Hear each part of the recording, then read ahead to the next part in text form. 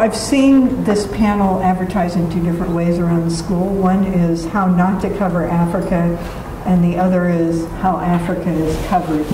I'm going to go with the more neutral, how Africa is covered as our theme for the day, but if anybody wants to jump in and say, this isn't the way it should be done, feel free to do so. If you haven't seen it, I urge you to look up, there was an op-ed in Monday's New York Times, Africa's Free Press Problem by Mohammed Kaita of SPJ, talking about current press freedom problems and China's role. I'm sure you've read lots about China's economic role in Africa. Mohammed is now talking about the influence that China has, and it's not good in terms of press freedom and human rights on the continent as well. So, to talk about all of these things, we've got three terrific panelists here, and I want to briefly introduce them and ask each of them to talk a little bit. Eric Chinje is Director for Strategic Communications at the Mo Ibrahim Foundation. Prior to that, he ran the World Bank Institute's Global Media Program, which worked on building the capacity of independent media, including creating a corps of development journalists. He's on the board of the African Media Initiative and was editor-in-chief of Cameroon Television, and has written for BBC, World Service, CNN, VOA, and Deutsche Welle, and that's maybe a fifth of your entire resume. I'm just giving you a shorthand version. And Milton Allimadi of Uganda is publisher of the investigative weekly newspaper and website, The Black Star News. Perhaps more importantly, he's an alum of Columbia Journalism School.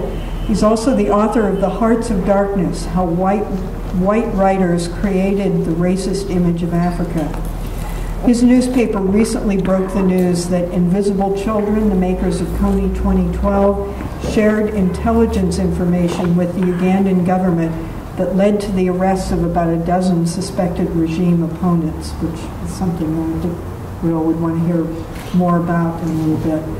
And Andrew Rice writes regularly about Africa for The Economist, The New Republic, and the New York Times Magazine. He lived in Uganda in 2000 to 2004 as a fellow of the Institute of Current World Affairs. I love Andrew's website description, which says, as a journalist, Andrew Rice's areas of interest include dictatorship, democracy, New York real estate, American and African politics, witchcraft, sweatshops, born-again Christians, urban planning, baseball, and war. In that order, right?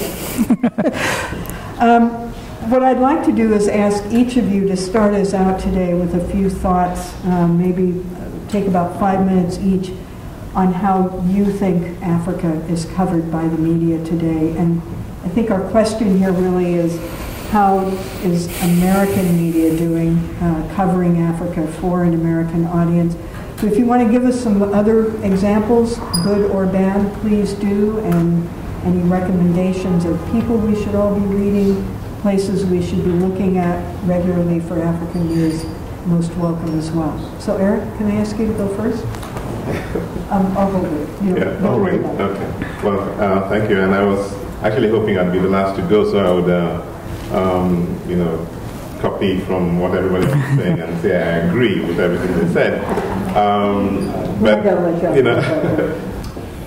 First of all, the question I think we should be asking ourselves is, what does the ordinary American, the Jack and Diane American from Wichita, Kansas, know about Africa? Now, the answer, if we could find the answer, then we'll know how well the media has done in covering the continent. And if between the knowledge of Africa that is that's out there, between that and the reality on the ground, there is a gap, then that's what we should be focusing on, bridging that gap. Now, I have been in this country for most of the last 20 years, in various capacities, mostly at the World Bank, and traveled quite extensively in the United States. And I still get asked the questions, some of the questions I was asked when I first came here. 30 years ago as a student. And you didn't mention that I studied in Syracuse University. I couldn't say everything we'd be here all No, the only thing that was important when you get to Columbia, tell them you studied in Syracuse.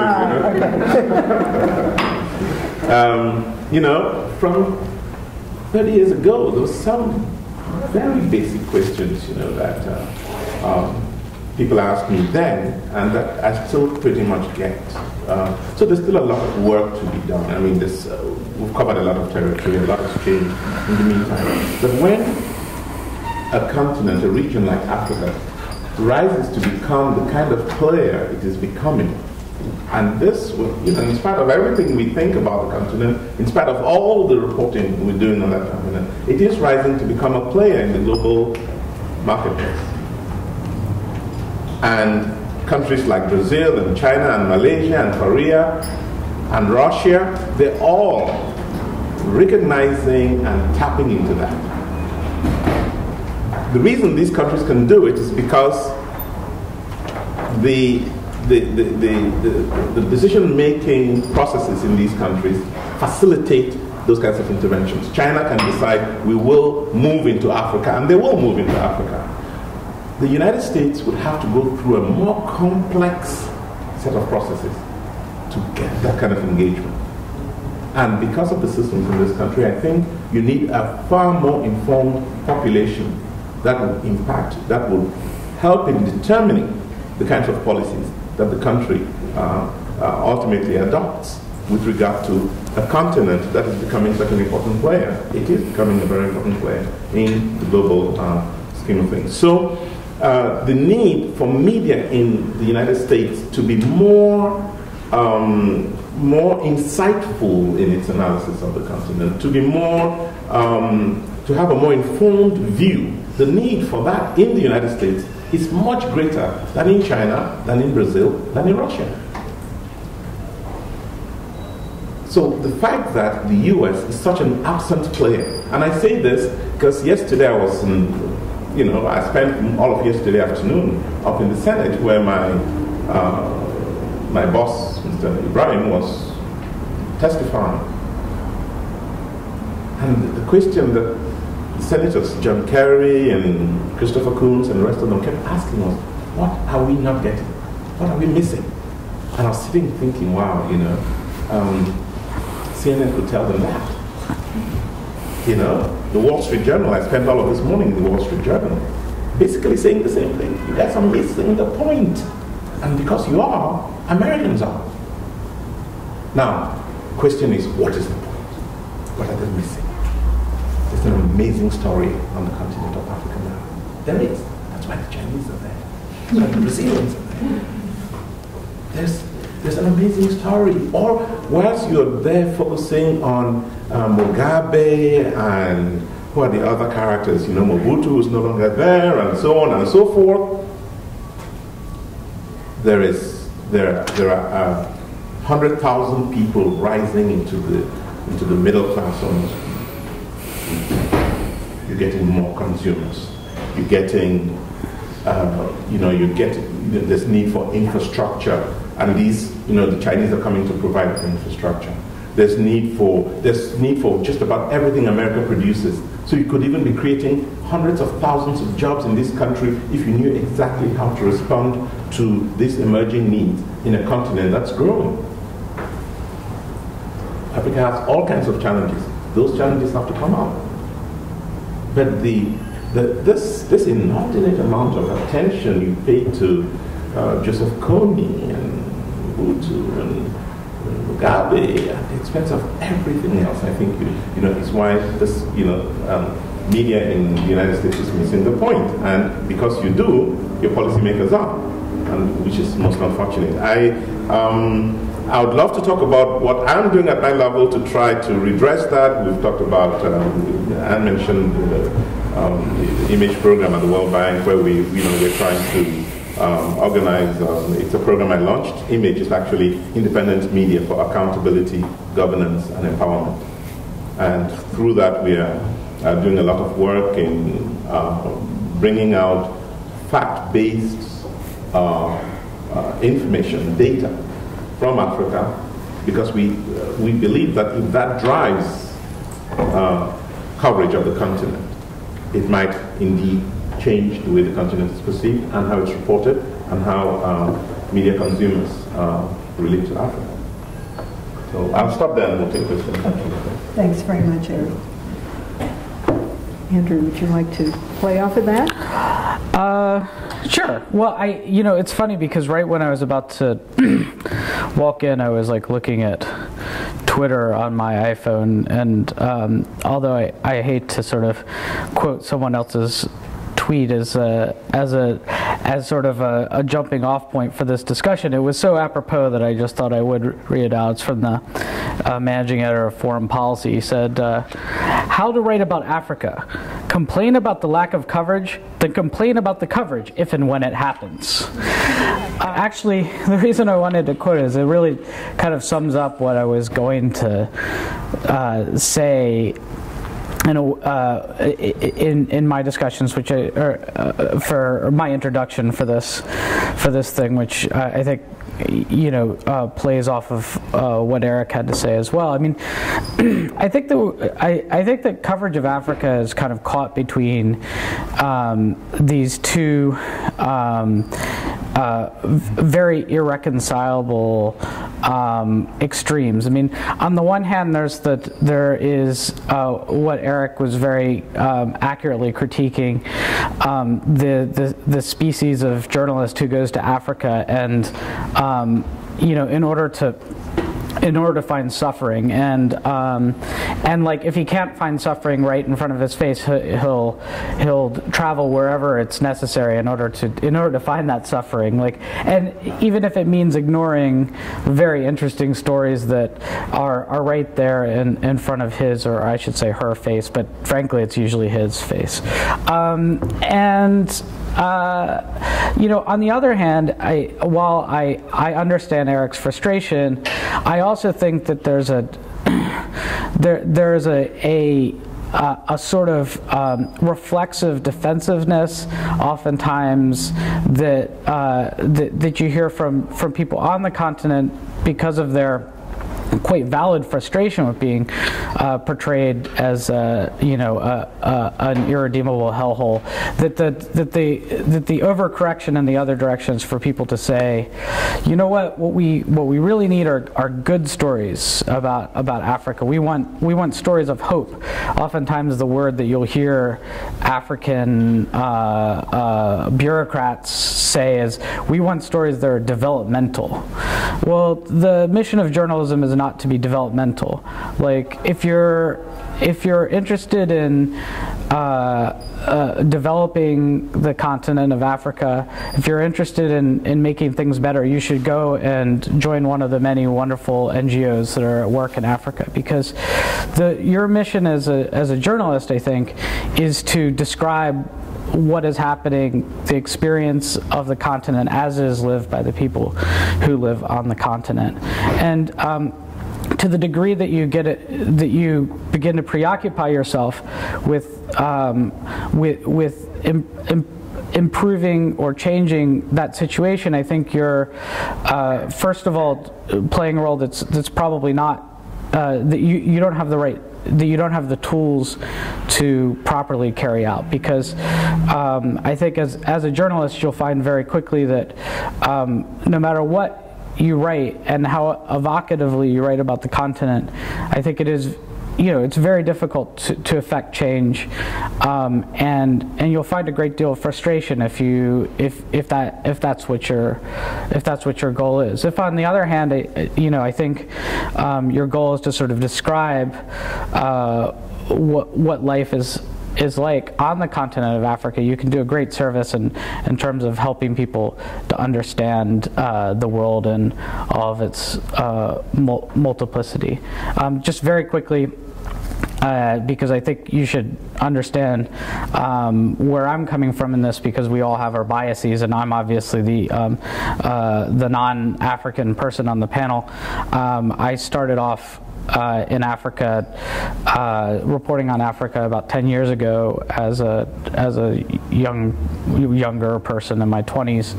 I lived in Uganda as a fellow of the Institute of Current World Affairs, which is a U.S. organization that sends people to the continent or sends people to around the world to basically live in places and write about them.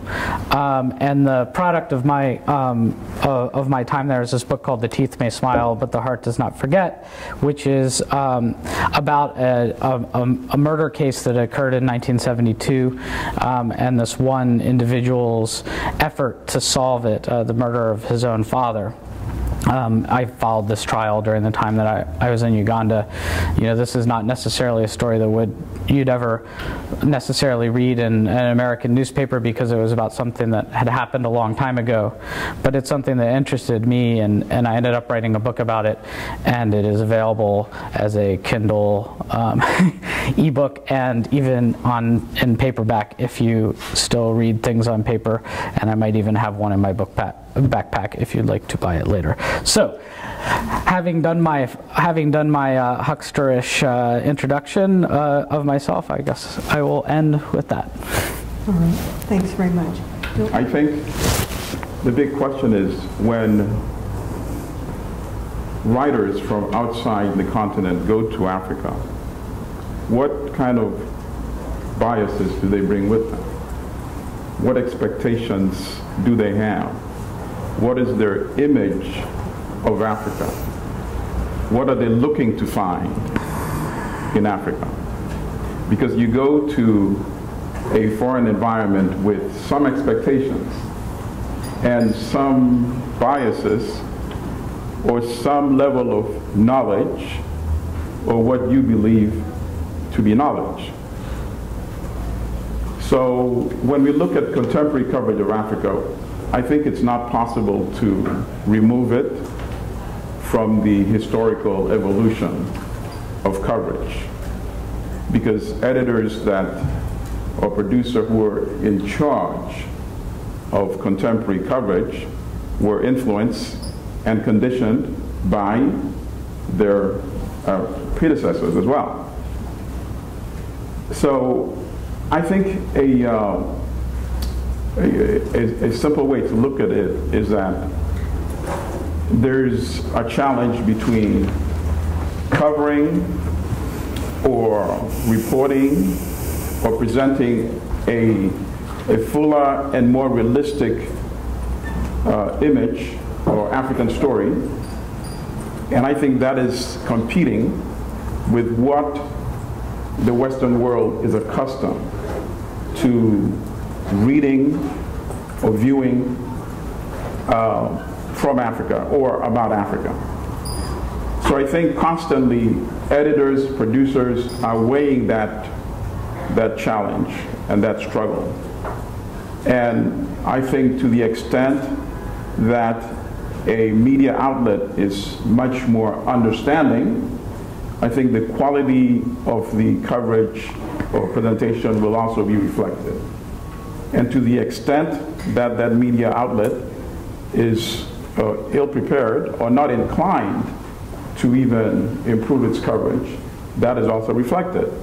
So if you look at the New York Post, if the New York Post writes anything, if it does, about Africa at all, you would know what to expect from the New York Post.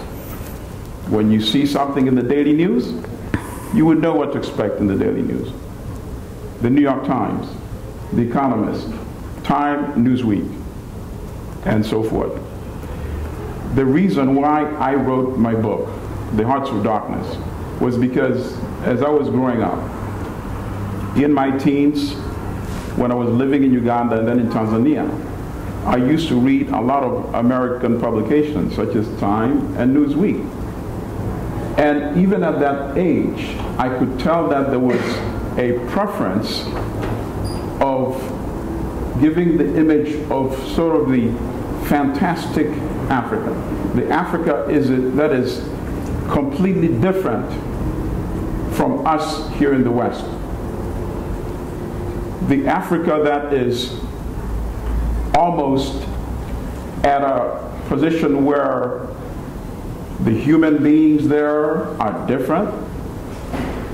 they're not quite at the stage where we've reached here in the West. Certainly, the level of economic development, clearly not close to us. And that was reflected in the coverage.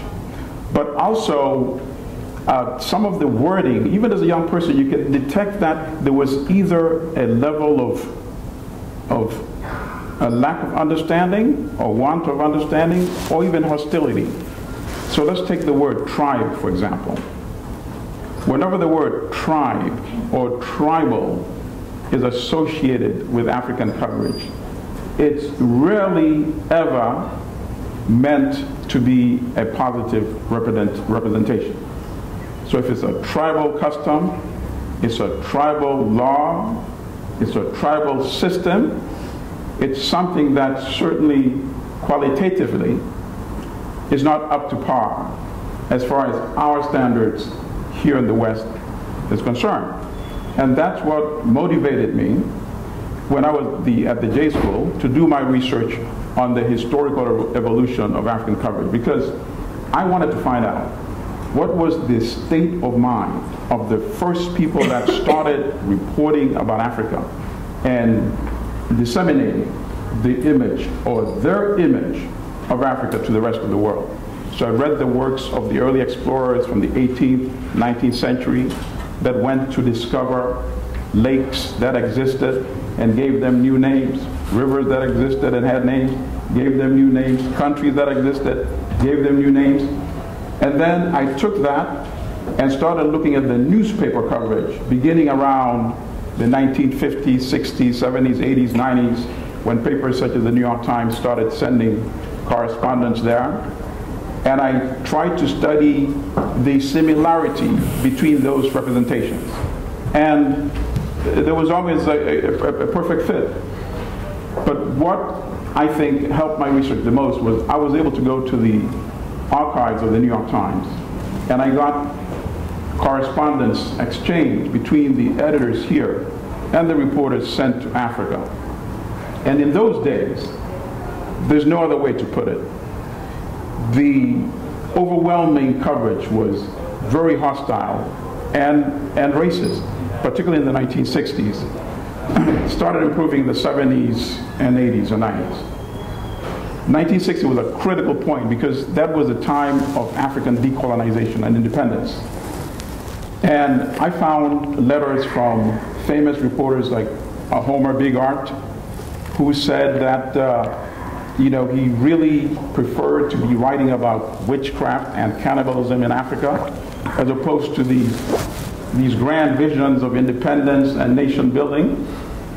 And those were the personal correspondence.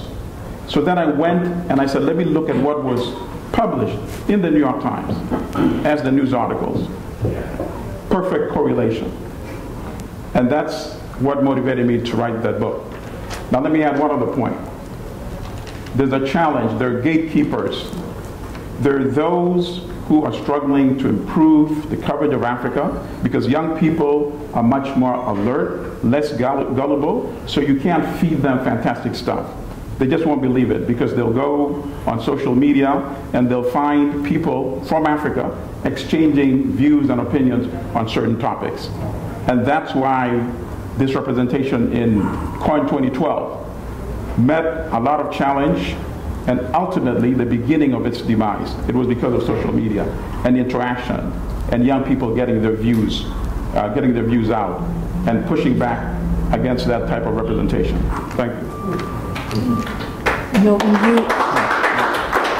you mentioned several mainstream media outlets at the beginning, and aside from the New York Post, which probably doesn't do much coverage of Africa, are there some of those or others that you would recommend now that do not give, what you refer to as the fantastic Africa view of Africa now? I personally, I like The Guardian. I like the UK Guardian. I think. I like some New York Times correspondents. I used to like, he's teaches here now actually. I like Howard French. Howard French was wholesome. And this is my position. I'm not saying give us a rosy picture of Africa. Certainly not. That would not help anybody. It would not help the continent. It would not help people there. But I say give us a fuller representation. Show us also that there are young people such as the ones assembled in this class today in Africa. Go to an African university. Do a story about that. Let young people talk. Talk to African entrepreneurs. Talk about corruption in Africa. Interview opposition parties. The opposition politicians are never interviewed. It's always what the incumbent regime says, or a Western diplomat, and occasionally some of the NGOs, and that's it.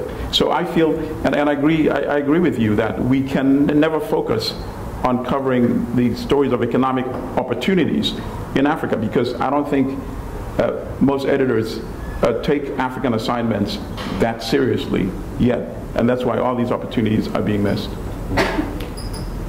Do either of you want to react to that, add to that, give us? I'm happy what you said, citing Howard French, whom I have a lot of respect for, and who was amongst maybe the first American journalists to take the Africa story to the front pages of a major U.S.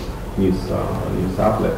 And Howard got Africa stories to the front page of the New York Times consistently over a number of years, which was quite a feat. And none of these stories were positive stories in the way I guess Andrew thought I was referring to. No, they were just realistic stories, well done, in depth, told the story as it is. He researched his stories, and that made all the difference. Research in more depth? I mean, what's the difference? Howard was based in Africa. He traveled, talked to people. So you heard the voices of the folks from the ground. And those voices are as multi-dimensional as voices anyway. They're not all supportive of their governments. They're not all in favor of what's going on the continent. It's a multiplicity of voices, and I think he somehow caught those, was able to articulate what the people were saying, what he was hearing, and got those on the front line of the front pages of the New York Times. Andrew, your thoughts? Well, I hate to be like the defender of the New York Times. I think that and let's broaden it out to not just be about the Times, but sort of the major newspapers in this country that still provide foreign coverage, which you can count on one hand. I personally feel like, having done a fair amount of archival research myself, different from Milton's, but just reading archival newspapers from the 1970s and so on, I feel like there are sort of two main differences. One is that actually there's a fair amount, I feel like there's more news from Africa actually in American newspapers 30 years ago than there was now, mostly because I feel like it was couched in as part of the sort of Manichaean Cold War struggle of, what is going to happen, what is this coup that has happened in Mali? I'll just, obviously there wasn't a coup in Mali then, but what does this coup mean for the global struggle between communism and capitalism? And so you got, actually, I feel like in the 1970s, you had, well, I completely agree that there was a paternalistic, verging on racist tinge to many of the stories. You actually had American newspapers concerned about the internal political dynamics of African states in a way that they are not concerned with those matters now. I mean, try to find a story about the internal political dynamics in any African country in any newspaper in this country, and I think you'll have a very, very difficult time finding it. So they actually took African states seriously as states at that time. The thing that I do think has gotten better, though, over time is that I don't mean to be jump on the Howard French bandwagon as well, but I quite enjoy his journalism, but I think he's by no means the only American journalist who has gotten better about seeking out African voices in their stories. I think that the stereotypical view of the foreign correspondent as someone who shows up in the Capitol, has a drink with the ambassador, and with the American ambassador, goes and speaks with the government spokesman, and gets a little bit of color and files a story, has started to go away. And I think, and here's where you guys should be excited, I think part of the reason why that's gone away is because those correspondents have gone away. That lifestyle has gone away.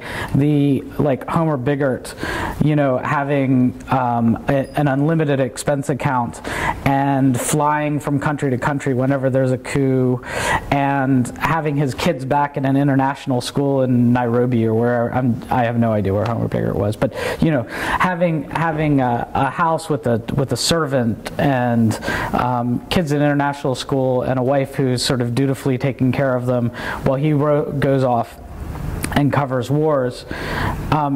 That lifestyle is disappearing, and what it's been replaced with is a continent, with regard to American journalists in Africa, a continent full of 20-something freelancers, for better or worse, people like yourselves, who are going and living in places like Kampala, or or Kinshasa, or places that weren't necessarily places where foreign correspondents went to live. They were places where foreign correspondents went to visit for a week or two.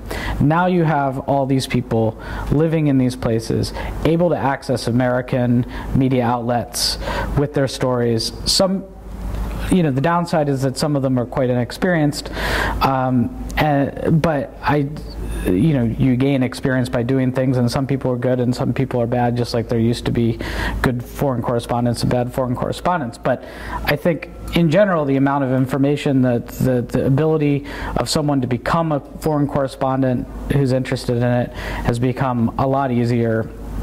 The gatekeepers have gone away, and I think you guys should be excited about that.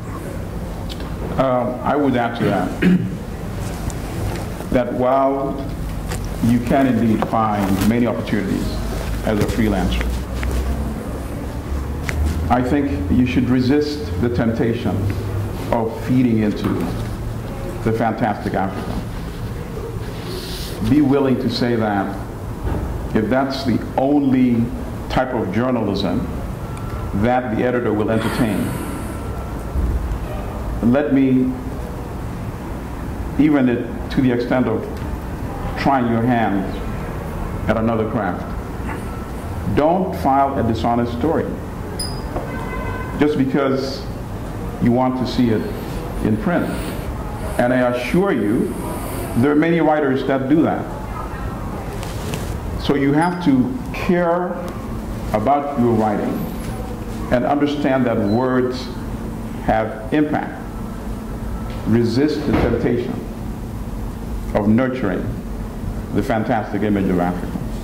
Look for an outlet that will welcome the more wholesome. And remember what I said. I said, don't feed us with a rosy image of Africa. There's a lot of corruption in African countries. There's a lot of the lack of accountable governance. There are a lot of dictatorships. And that's some of the challenges. Those are the stories that in fact have not been